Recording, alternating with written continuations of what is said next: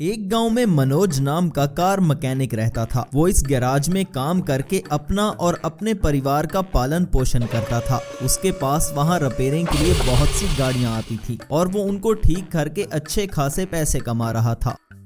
एक दिन एक आदमी उस गैराज पर अपनी गाड़ी ठीक करवाने के लिए आया। मनोज ने 5 मिनट में ही उसकी गाड़ी को ठीक कर दिया। तब वो आदमी, अरे वाह मनोज, तुम्हारे हाथों में तो जादू है। मेरी गाड़ी बड़े बड़े मैकेनिक ठीक नहीं कर सके और तुमने तो फौरन ही मेरी गाड़ी ठीक कर दी। मनोज एक बुद्धिमान मैकेनिक था, इसलिए दूर दूर से लोग मनोज के पास अपनी गाड़ियां ठीक करवाने के लिए आते थे। उसी गाँव में प्रताप नाम का सरपंच रहता था। उसका एक बेटा था जो एक मैकेनिकल इंजीनियर था और वो अभी अभी अपनी पढ़ाई मुकम्मल करके गांव में वापस आया था। एक दिन वो अपने पिताजी से कहता है, पिताजी मैं सोच रहा हूँ कि इस गांव में अपने लिए एक लैब बना लूं, लेकिन यहाँ मुझे कोई ऐसी जगह नहीं मिल रही जहाँ मैं अपनी लैब बना सकूं।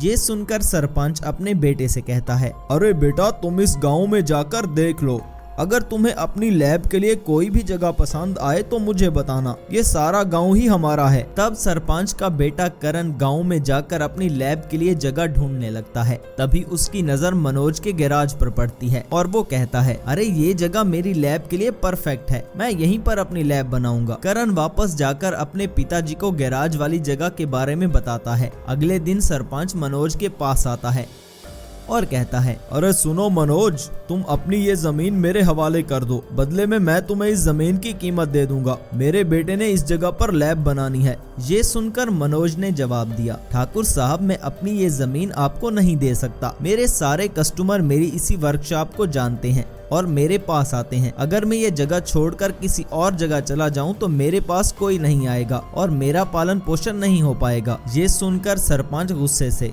अरे वो मैं कुछ नहीं जानता, बस तुम ये जमीन मेरे हवाले कर दो वरना मैं तुम्हारा ये गैराज तोड़ डालूंगा। सरपंच उस गैराज को तोड़ने के लिए वहाँ जेसीबी बुलाता है। तभी मनोज भी पुलिस को कॉल करता है। तब पुलिस गाँव में आकर प्रताप को गिरफ्तार कर लेती है। ये बात जब करण को पता चलती है तो वो कहता है, अरे इस मामूली मैकेनिक की इतनी जुर्रत, उसने मेरे पिताजी को पुलिस के हवाले कर दिया। अब मैं उसे नहीं छोड़ूंगा और मैं देखता हूँ कि अब अपना ये गैराज मेरे हवाले कैसे नहीं करता। करण एक मैकेनिकल इंजीनियर था। वो शहर अपनी लैब में जाता है और सोचने लगता है कि आखिर उस मैकेनिक से अपना बदला कैसे लिया जाए। और वो कहता है, उस मामूली मैकेनिक ने मेरा और मेरे पिताजी का अपमान किया है। अगर ऐसे ही चलता रहा तो सारे गांव वाले हमसे डरना छोड़ देंगे। तभी करण को एक आइडिया आता है और वो कहता है, क्यों ना मैं एक जायंट रोबोट बनाऊं। वो रोबोट बहुत शक्तिशाली होगा और वो मेरी हर बात भी मानेगा। फिर मैं अपने उस रोबोट से सारे गांव पर राज कर सकता हूं। फिर तो पुलिस भी मेरा कुछ नहीं बिगाड़ पाएगी। करण अपनी लैब में एक कार लेकर आता है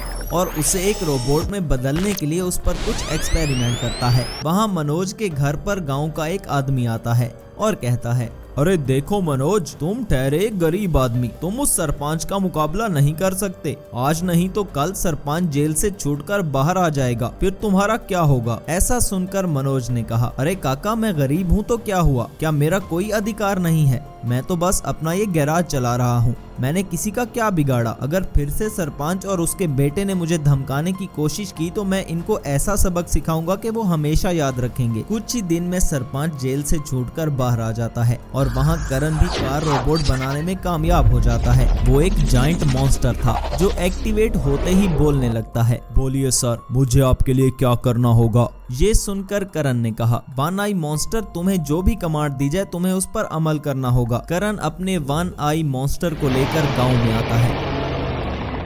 ये देखकर एक गांव वाला डर से कहता है, अरे मनोज ने हमारे सरपंच को पकड़वाकर अच्छा नहीं किया, अब तुम सब देखना करण बाबू इस मनोज का क्या हाल करता है। तभी एक दूसरे गांव वाले ने कहा, अरे ये करण के पास इतना बड़ा रोबोट कहां से आया, कहीं ये गांव वालों को नुकसान न पहुंचा दे। तब उस पहले गांव वाले ने कहा, अरे नहीं नहीं यार, करण भैया ने ये रोबोट उस मनोज को सबक सिखाने के लिए बनाया है। करण अपने मॉन्स्टर को लेकर मनोज के गैराज पर जाता है और कहता है, सुनो मनोज, तुमने मेरे पिताजी के साथ अच्छा नहीं किया, अब देखो मैं तुम्हारा क्या हाल करता हूँ। ऐसा कहकर करण ने अपने रोबोट को कमांड दी, सुनो मॉन्स्टर, इस गैराज को तोड़ डालो और इस आदमी को भी जिंदा मत छोड़ना। ये सुनते ही मॉन्स्टर मनोज के गैराज को तोड़ देता है।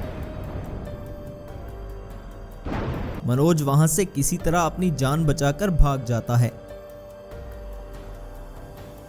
भागते भागते मनोज जंगल में आ जाता है और कहता है, अरे ये करण ने अच्छा नहीं किया, उसने मेरा बना बनाया गैराज ही तोड़ दिया। अब मैं क्या करूँगा और कहाँ जाऊँगा। मनोज जंगल में थोड़ा आगे जाता है तो उसे वहाँ एक स्वामी जी दिखाई देते हैं। वो ध्यान में बैठे थे। मनोज को लगता है कि अब वो ही उसकी मदद कर सकते हैं, इसलिए वो स्वामी जी से कहता है, स्वामी जी मुझे आपकी मदद चाहिए। ऐसा सुनते ही स्वामी जी गुस्से से कहते हैं, अरे ओ मूर्ख, ये क्या किया तुमने? तुम्हें नजर नहीं आता कि मैं ध्यान में बैठा था। वहाँ करण अपने मॉन्स्टर की मदद से गैराज वाली जगह पर अपनी लैब बना लेता है और वो अपने रोबोट से कहता है, सुनो मॉन्स्टर, तुम जाकर गांव के सभी घरों को तोड़ दो, फिर मैं इस गांव की सारी जमीन पर कब्जा कर लूंगा। तब वो मॉन्स्टर गांव में जाकर आतंक फैलाने लगता है।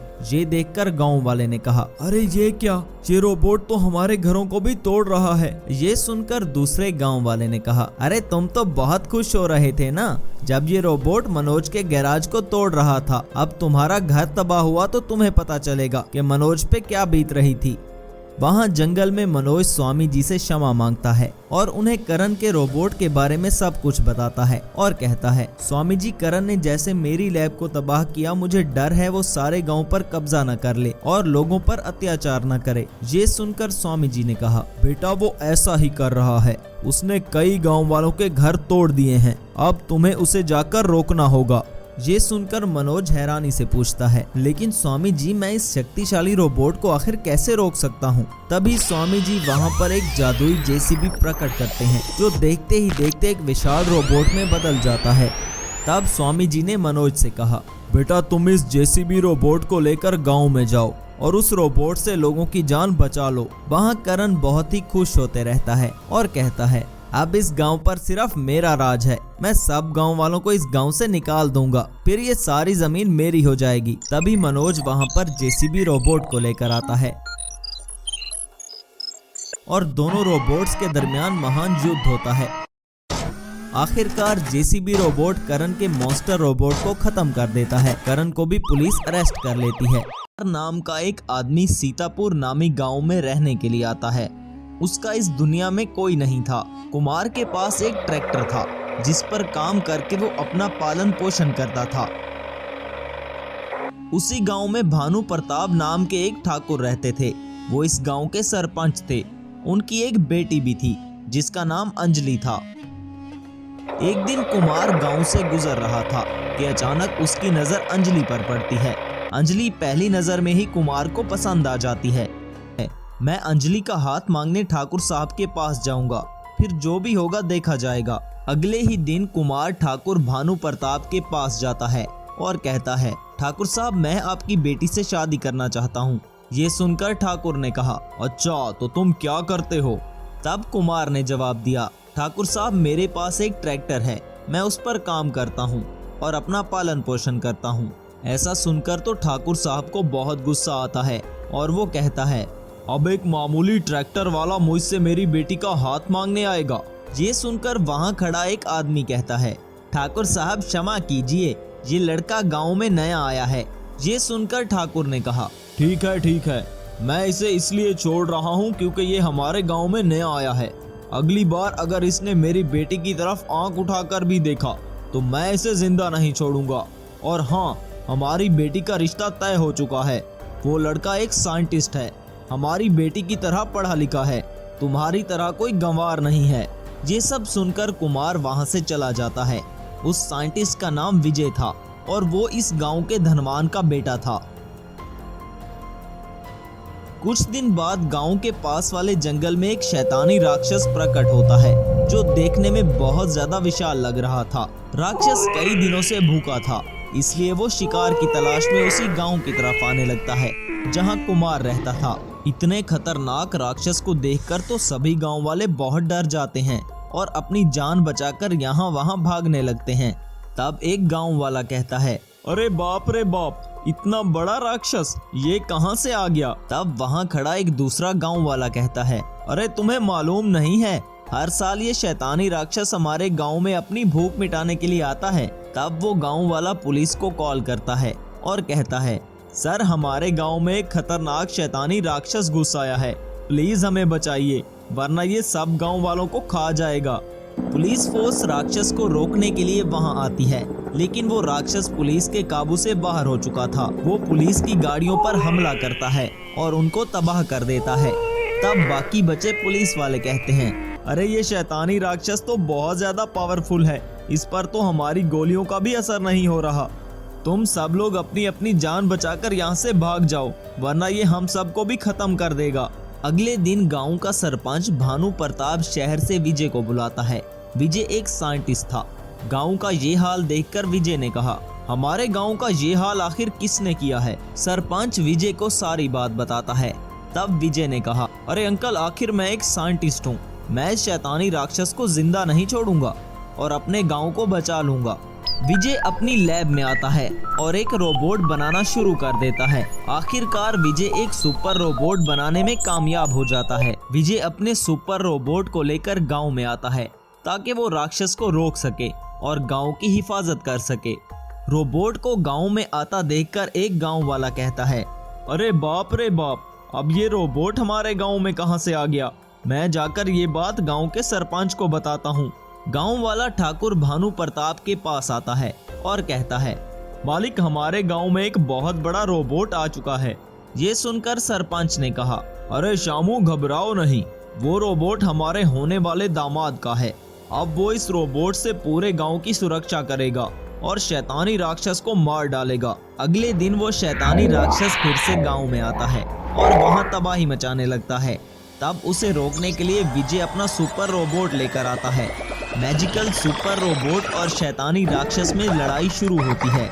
वो शैतानी राक्षस बहुत ज्यादा शक्तिशाली था, इसलिए वो विजय के सुपर रोबोट को डिस्ट्रॉय कर देता है। शैतानी राक्षस बहुत गुस्से में था और वो विजय को भी मारकर वहां से चला जाता है। ये सब देखकर सरपंच बहुत दुखी हो जाता है और कहता है, एक विजय ही था जो हमारी जान बचा सकता था, अब तो राक्षस ने उसे भी मार डाला, अब हमें कोई नहीं बचा सकता। सरपंच सभी गांव वालों के सामने ये ऐलान करता है कि जो भी उस शैतानी राक्षस को खत्म करेगा, मैं अपनी बेटी का हाथ उसको दूंगा। एक रात आसमान से एक रोशनी आती है जो आकर कुमार के ट्रैक्टर में समा जाती है। उस रोशनी को देखकर कुमार बाहर आता है। तब कुमार का वो ट्रैक्टर एक रोबोट में ट्रांसफॉर्म हो जाता है और कुमार से कहता है, कुमार, मैं यहाँ तुम्हारी मदद करने के लिए आया हूँ। अब तुम सब गांव वालों को जाकर बताओगे कि ट्रैक्टर रोबोट मैंने बनाया है, फिर मैं इस खतरनाक शैतानी राक्षस को मार डालूंगा, जिससे तुम्हारा काम आसान हो जाएगा। कुमार ऐसा ही करता है और सरपंच के पास जाकर अपने ट्रैक्टर रोबोट के बारे में बताता है। अगली बार जब वो शैतानी राक्षस फिर से गांव में तबाही मचाने के लिए आता है, तो कुमार का ट्रैक्टर रोबोट उस शैतानी राक्षस को खत्म कर देता है।